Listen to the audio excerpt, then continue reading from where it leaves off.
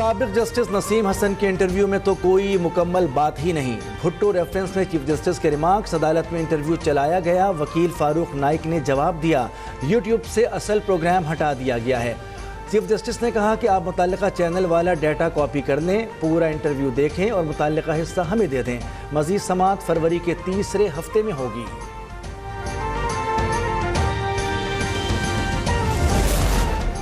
बिलावल भुट्टो को जुल्फ़िकार भुट्टो रेफरेंस में इंसाफ की उम्मीद। उन्होंने मीडिया से गुफ्तगू में कहा कि आज सुप्रीम कोर्ट के पास तारीख में दुरुस्त करने का मौका है। चेयरमैन पीपल्स पार्टी ने अपील की कि इस केस का फैसला जल्द अज जल्द किया जाए। एक सवाल पर कहा, इंतखाबात 8 फरवरी को ही होंगे।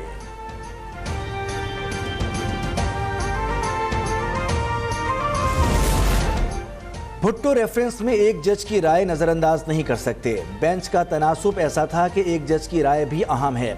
अदालत एक शख्स की इज्जत और तारीख की दुरुस्तगी देख रही है। जस्टिस मंसूर ने पूछा, क्या एक इंटरव्यू की बुनियाद पर अदालत तहकीकात करे? क्या इंटरव्यू की भी तहकीकात करानी चाहिए? जस्टिस याहिया अफरीदी ने कहा कि एक इंटरव्यू से ये तासुर नहीं दिया जा सकता कि अदलिया आज़ाद नहीं थी।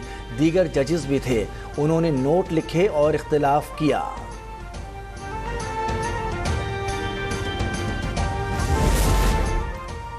दुखड़े ना सुनाएं, आपको इदारे पर एतमाद नहीं तो हम क्या करें?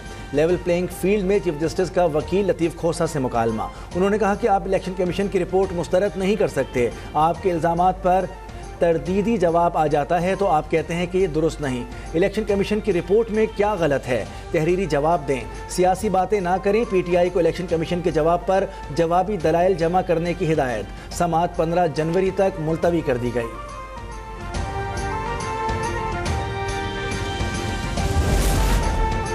NA 264 से पीपल्स पार्टी को झटका। नवाबजादा जमाल रईसानी के कागजात मंजूरी का फैसला कलअदम करार दे दिया गया। PP 150 से इबाद फारूक के कागजात मुस्तरद करने का फैसला बरकरार। फहमीदा मिर्ज़ा और जुल्फ़िकार मिर्ज़ा की अपीलें भी रोक दी गईं। PS 108 से सरवत एजाज कादरी के कागजात नामंजूर।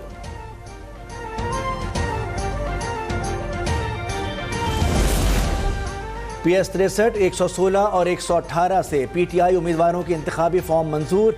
NA 129 से मियाँ अजहर को क्लीन चिट मिल गई।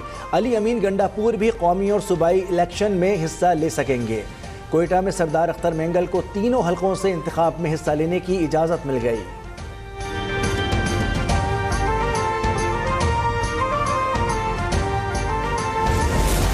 इलेक्शन में पीपल्स पार्टी लाहौर समेत सेंट्रल पंजाब वापस लेगी, खुर्शीद शाह का दावा। उन्होंने कहा, नून लीग से कहा गया होगा कि इंतखाबात नहीं होंगे, आराम करो, ऐसा ना हो दोबारा कोई मसला हो जाए। PP रहनुमा ने चैलेंज दिया, कराची को आलमी मयार का शहर बनाएंगे। कोयटा समेत बलूचिस्तान भर में भी 7 रोज़ा इंसदाद पोलियो मुहिम का इफ्तिताह कर दिया गया। 25,96,000 बच्चों को वैक्सीन पिलाई जाएगी। 11,000 से ज़ायद टीमें हिस्सा ले रही हैं। सेक्रेटरी सेहत अब्दुल्ला कहते हैं, सूबे से पोलियो के खात्मे तक चैन से नहीं बैठेंगे। वालिदैन से ताउन की अपील कर दी।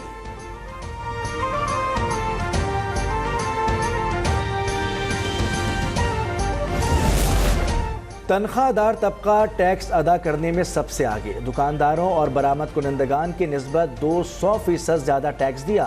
रवा माली साल के पहले 6 माह में 158 अरब रुपए अदा किए। तनख्वाहदारों ने रवा साल 300 अरब रुपए टैक्स जमा होने का इम्कान है।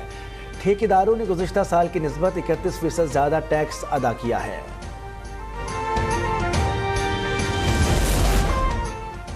स्टॉक एक्सचेंज में मज़बूत रुझान, 232 पॉइंट्स का इजाफा, 64,746 पर ट्रेडिंग जारी।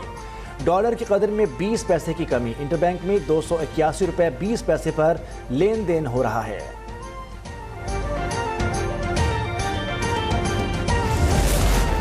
सिंध में सर्दी के बायस स्कूलों की औकात कार में तब्दीली कर दी गई। कराची रीजन में स्कूल 8:30 बजे खुलेंगे।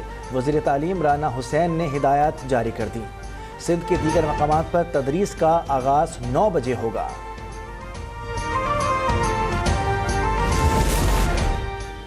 बांग्लादेश के आम इंतखाबात में हुक्मरान जमात अवामी लीग की बड़ी कामयाबी, 2/3 नशिस्तें हासिल कर लीं। 300 के ऐवान में 200 सीटें जीत ली हैं। अपोजिशन जमात BNP और इत्तेहादियों ने इंतखाबात का बाइकआउट किया था। वज़ीर आज़म शेख हसीना 2009 से इक़्तिदार में हैं।